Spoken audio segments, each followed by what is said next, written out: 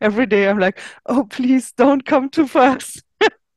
Because I'm already seeing what is approaching, and it feels like a hand that is birthing an egg that's much too big. But I'm like, okay, somehow we will also pass through this. Yeah, I'm absolutely sure about that. But and that's why I always say in the courses, we somehow our biological system also has to be Hmm. ready for that, because it will shake a lot. Yeah, I just can say that sometimes the movements can be really harsh. And that's why I say, hey guys, it's time to prepare our system so that we don't have to stay in bed 1 year, yeah, and that we are able to handle whatever comes. And then I say, hey, if you have 1 week that you're in a bad mood, that's okay.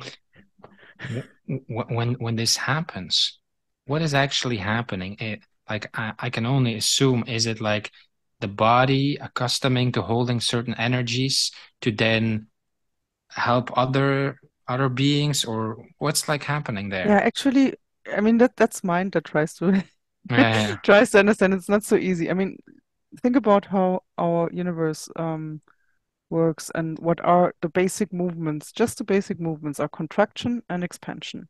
And this is a pulse, and we're in the same pulse, and sometimes we just don't feel that. So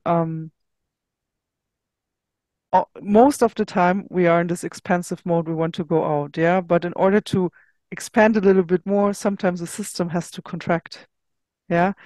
And that's the time that's what we don't like, the contraction. So I feel that in the body. It's like, okay, the breath wants to pull through or something, but it's necessary. And once it releases again and expands, you notice, oh, I'm something shifted, yeah. And basically, it's just movements in the field.